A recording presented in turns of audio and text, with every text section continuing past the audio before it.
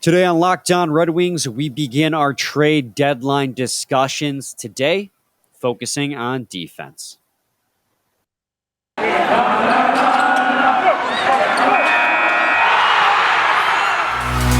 You're Locked On Red Wings, your daily podcast on the Detroit Red Wings. Part of the Locked On Podcast Network, your team every day.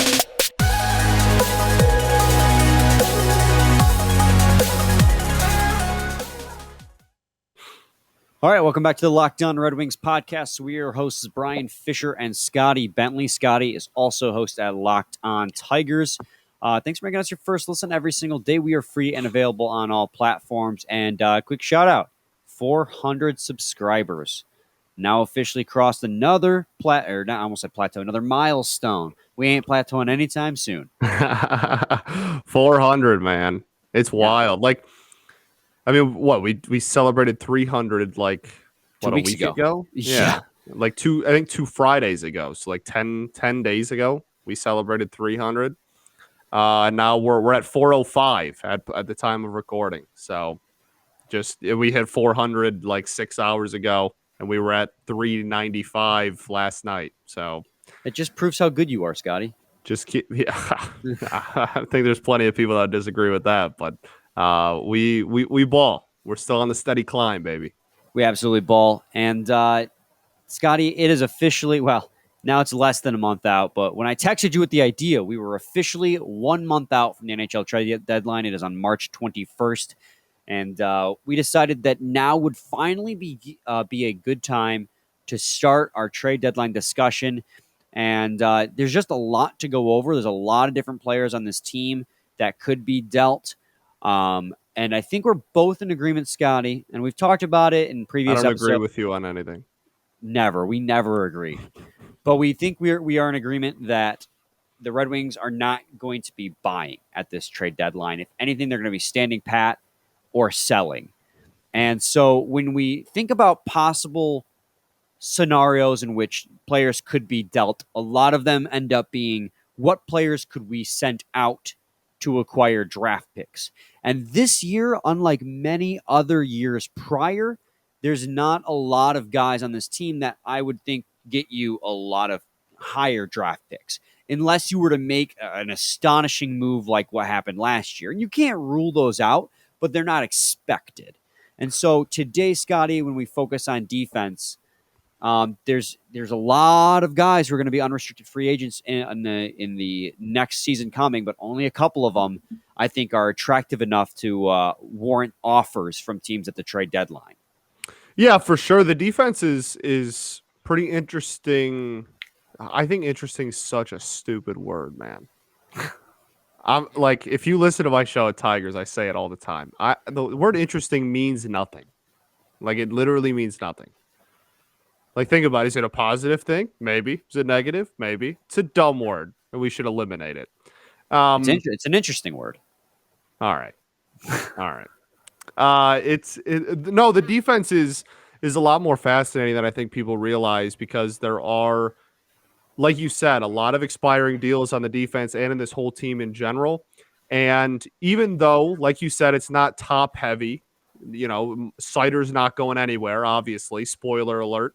And outside of him, there's not really anybody on the defense that is going to warrant, Mantha type return or anything like that, right? But there are some pieces on there that we could get away and get a decent return for. And at this point, when you're selling, you're just in the business of getting as many assets as you can, whether that's 3rd round picks, 7th round picks, or 1st round picks. You're just trying to maximize the amount of assets you have for the following season and for the future in general. So while I don't think we look at the defense and we go, oh wow, any of these dudes are going to get us a first next year, there are still guys that probably warrant getting flipped, because I've been saying warrant a lot, that probably justify getting flipped because of the fact that they are going to give you potentially multiple assets. And again, going forward,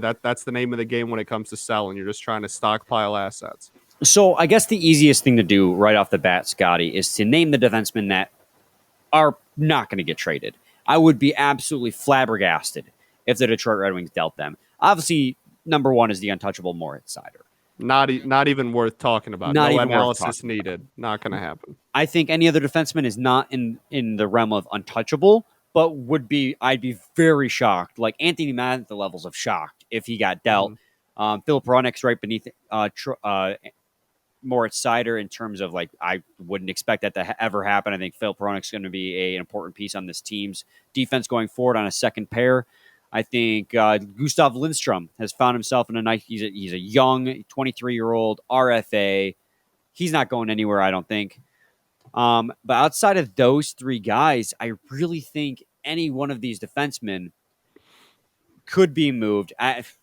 Let's take Danny DeKeyser off that list. Even though he's a UFA. That was my. Yeah. Danny DeKeyser's a UFA, but guys, I don't think he's going to end up getting moved. I would struggle to find unless you throw him in as an additional guy in like a deal, sending another player out to get more asset, something else back. I don't see that happening. Even then, because the point of doing that is to dump salary, and his contract ends at the end of the season. So there's really no point even in doing that either. You know what I mean? I don't know. That I would be honestly. I think DeKeyser getting traded would be the most surprising non-Moritz Seider trade in the entire defense for me personally. I think there's no possible way that happens. No, that's a fair thing to say. I mean, the rest of them, I agree with you. Hronek, I don't think is really anywhere near trade talks.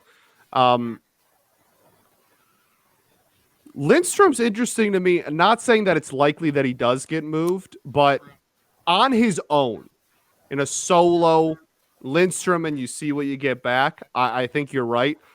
But I don't think it'd be the most surprising thing in the world if Lindstrom was packaged with somebody else and was flipped. I don't know if the organization views him as having a high enough ceiling to justify if somebody was willing to throw in an extra third on a package with somebody else to keep him. I mean, yeah, that is true. One-on-one, though, I agree with you. I don't think there's any purpose in moving him solo. If you're trading Gustav Lindstrom for picks, I think you're making a backwards move because Gustav Lindstrom is a great young depth defenseman with room to grow. Why would you trade a guy who's really just now beginning to blossom for draft picks for to pick a player who might never even reach the level Gustav Lindstrom is? For sure. Because the draft pick he's going to be traded for. Sure. So that's why you're right. The only situation I could see Lindstrom getting traded in is if it's part of a package for a bigger return. But what kind of package would you be trading out? Like, because if you're selling at the deadline, you're looking for draft picks anyways. So unless you're making a package of like 3 players for that would never work. That just doesn't make any sense, which is why I really am doubtful that Gustav Lindstrom gets moved at this trade deadline. Fair enough. And, he's been – we've wanted to talk about him for a while. He's been a decent player for the Red Wings this season. He's not like going to wow you. His expected goals for percentage is just 43.71%, which, weighs, the goals for versus goals against and, makes a percentage out of it. He's at 4. It's basically kind of like Corsi, but a little bit better weighted, where he's at 43%. It's not great. Did you just admit that there might be a better stat than Corsi on air? I did. Brian Fisher, the Corsi god? Corsi's great because it gives you a quick snapshot of like how this player is doing on the ice. And once you look at the relative, it tells you how he's doing versus their teammates.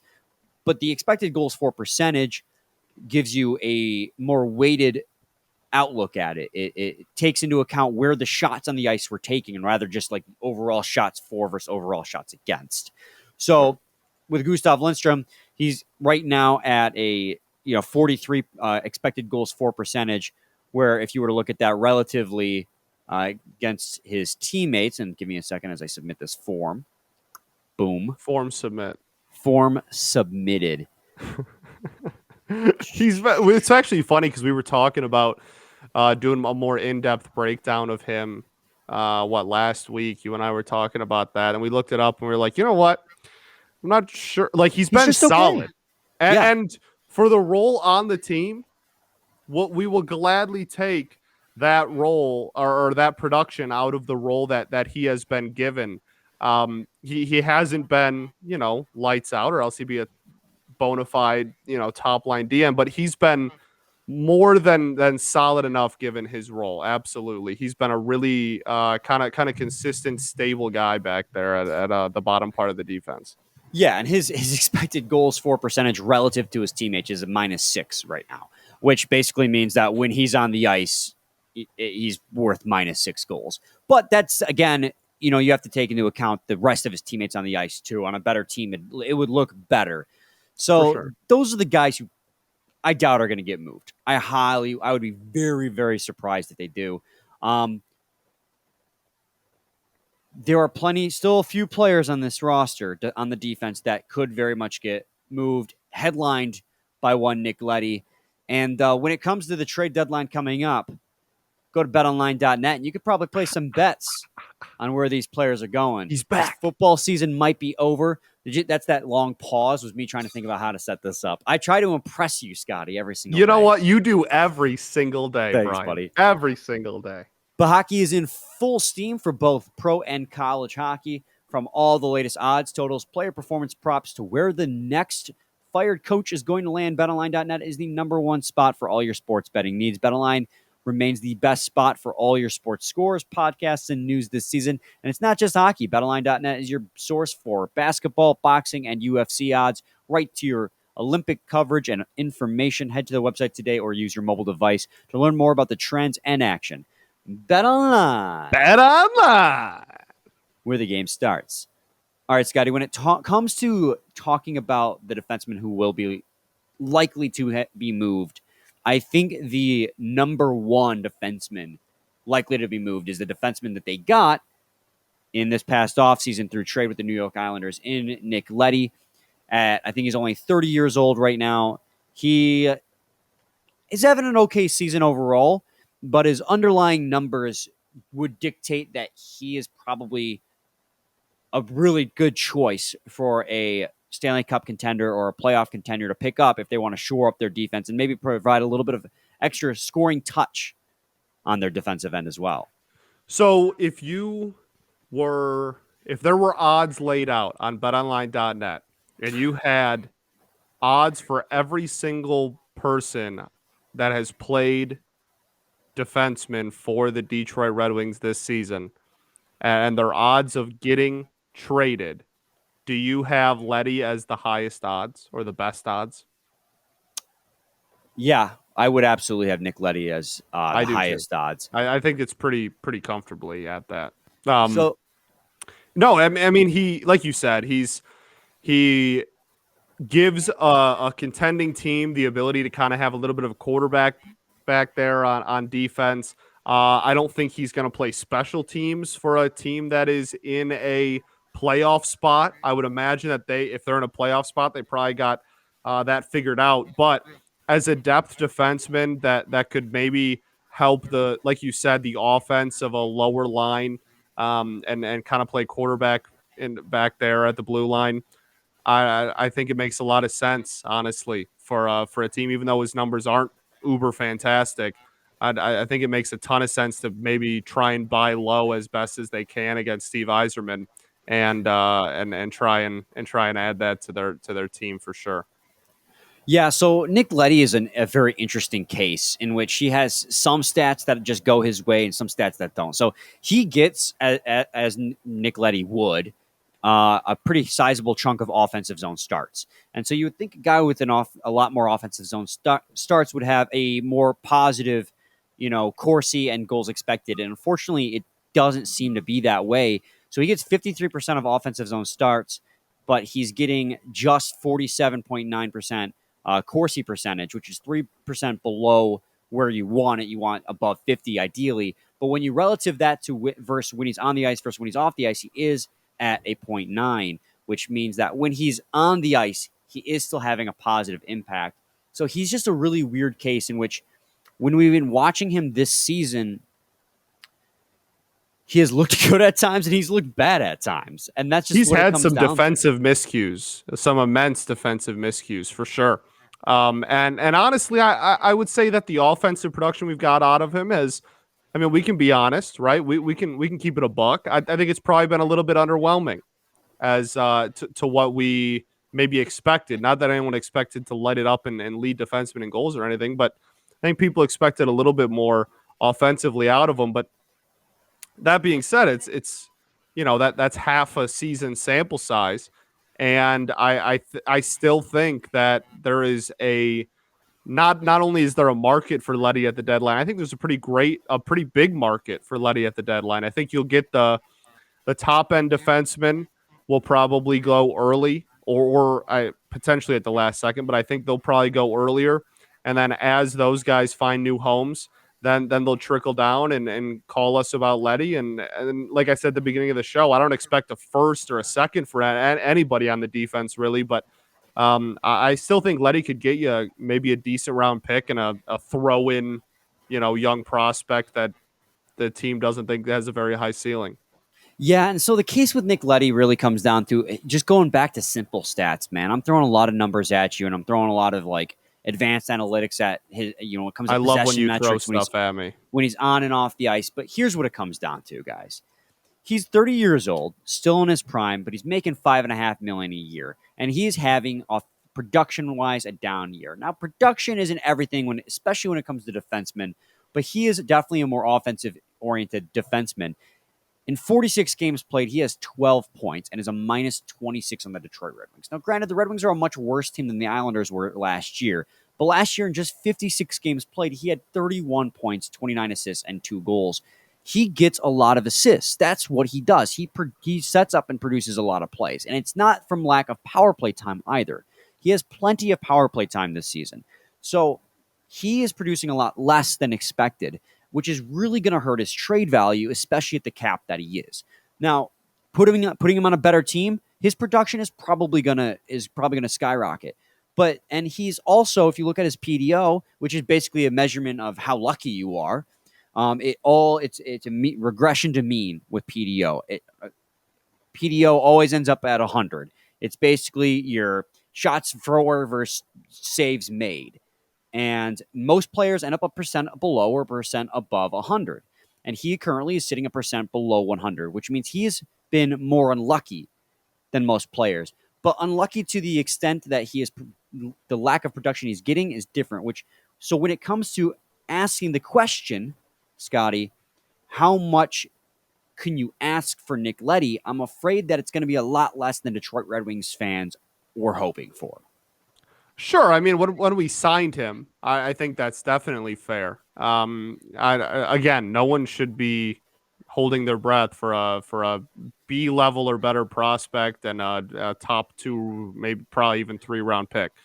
But at this point, you weigh keeping him and you weigh dishing him, right? Mm-hmm. You keep him, you stand pat at the deadline. You don't really move anybody. You keep him. You keep this group together. How important in your head is Nick Leddy to the potential run for the second half of the season versus fourth round pick? I mean, that all comes down to that's the argument. Is this team really trying to go for a playoff position, or are they thinking this is just another stepping stone year? Because if it's another stepping stone year, trade Nick Leddy because he's not in the long-term plans. Now, before the season, trading for Nick Leddy, I would have thought you could maybe a second rounder for this guy. But he hasn't been having the season we had hoped. Right now, 4th rounder is probably the max that you can get for the guy. Maybe 3rd rounder if you sucker Ken Holland in addition for Stevie him. Y. Well, and also if you deal with Edmonton and their situation, Ken Holland's probably going to give you a 1st rounder for him. But that's trade him to Edmonton. To Kenny H.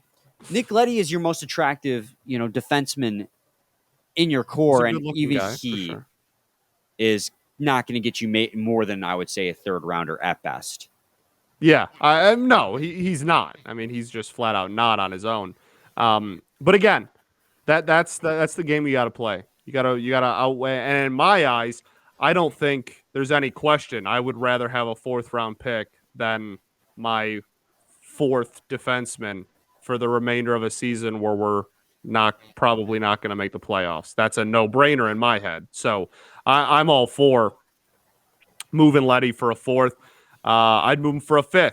I'd probably move him for a 6th straight up. Now, I don't see why you wouldn't. another thing that just popped in my head there, Scotty. Sorry, it just like came to me, and I was like, Oh no, you're good. You could also retain salary on an expiring deal to help in the hopes of boosting up the value you get out of him back. So him paying him $5.5 million. It's not a lot of teams with the cap space that are contending that you could send him to. So there are teams that out gets there. You an extra round. Yeah, you might. I don't think even if you retained all $5 million, you're getting a second. No, absolutely not. I'm saying you could probably use that even to a leverage third, into a third, to be maybe. honest. But not 100%. But it might help you get a 4 out of them though, and we'll take that. The other problem then becomes like, what are the possible landing spots for these players? We also got guys to consider like Staal and Troy Stecher, who are on expiring contracts as well. And, they're way less attractive than Nick Leddy. Stecher probably the second most attractive. You know what I'm talking about from a trade perspective. But, there's destinations out there, teams that have defensive holes. Where's the best location? Because you also have to take in the salary cap. Now, if you look at, shots against per 60, which is like the bare minimum you got to look at for what teams, need defensive help, teams that just face a lot of shots per game. The highest team on there is the young team in the Anaheim Ducks. Now, the Anaheim Ducks on a salary cap as well. Have a ton of salary cap, which is what makes them an attractive landing spot, especially because they're a team that's going to now transition into a buy mode. So they're going to start sending out draft picks to shore up their team. But do they consider themselves one final piece away to just go after an expiring deal guy to try and win, the Stanley Cup? That's the thing. For sure. And I don't think the Ducks are going to look around and go, you know what? We are Nick Leddy away from winning a cup. But they have so much salary cap and so many draft picks that I think if Nick Leddy is their second or third move in this trade season, then that's something that very well could happen, or even, as we go on down the road of the Stechers and I guess potentially Staals. There's something to be said for, the second or third trade you make from now until the deadline versus, we're going into this and we're just going to try and get Leddy, and that's going to be the reason that we win a cup. You know what I mean?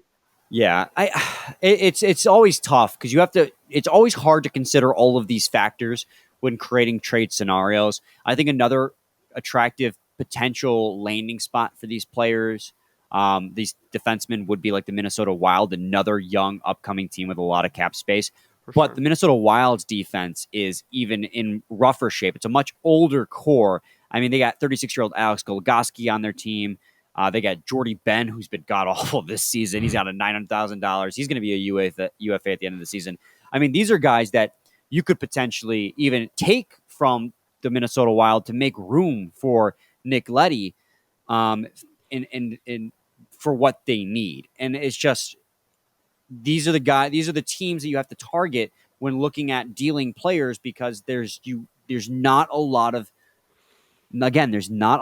teams that are lacking in defense that have the cap space to take on a guy like Nick Leddy.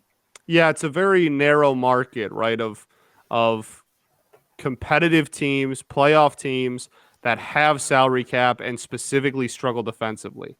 That's what you're looking at for this group of players that we're breaking down on the Wings today, right? Like that's a slim group. And while I do think that, like you said, and you made a great point with the retaining salary thing, that could help us out a boatload with these, because we have the salary cap. They're expiring deals anyway. Why would we not? You know what I mean? So yeah. I think that is something that is going to help us a lot, the potential to hold on and retain salary like that. And I think, I'm not sure that, I don't know. I go back and forth on Staal a lot because he's cheap, right? Last year, it was his contract was a big issue. This year, not an issue. The contract's not an issue at all. And trading your A would be a little weird But trading your A when you're not going to make the playoffs is less weird. And Marc Staal has had some playoff moments, right? Like, Yeah. least we forget. Marc Stahl's had some playoff moments. And I think that, I don't know. I go back and forth, as you could tell. I'm still not 100% sure. I'm going back and forth a lot because has he been super productive defensively? Absolutely not. Has he been decent offensively? I mean, for what his role is, yeah, kind of. And he has a leadership role. And one thing that everybody tells you every single NHL postseason, experience wins games. Experience is so vital to a lot of these teams in the Stanley Cup playoffs. And having a guy like Staal be your second, even third line defenseman, you want to give up a sixth rounder and go get you some Marc Staal for the postseason to have, as a locker room or kind of directing a defense, might be worth it to somebody. Yeah, and these guys are options. They really are. It's just they're not very good options. And I hate to say it, which is why, like, as we talk about it and we talk about the defense, keep going back and thinking that Nick Leddy might only be the only one on the defensive core who gets moved this trade season. And it's crazy, too, because we talked last season about Marc Staal or Troy Stecher being guys that get dealt. But what you're looking at what these teams are going to need versus, what they have the cap space for. Are they going to need a Troy Stecher? Are they going to need the depth defenseman? Usually they're going out there trying to make big moves for final guys, but you also get times where guys like Patrick Nemeth get moved back to the Colorado Avalanche because they did need a depth defenseman for their run. So these guys do get traded, and they do get traded for 6th and 7th round picks, but usually it's guys like Nick Leddy you're expecting to get moved. And it's really hard to predict, especially with a team like the Detroit Red Wings, who is what you're giving up on your team, or what you're returning, rather, worth what you're giving up when the team is competing right now and the chemistry and the culture is building. And that's why we keep going back to maybe they'll just stand pat this season.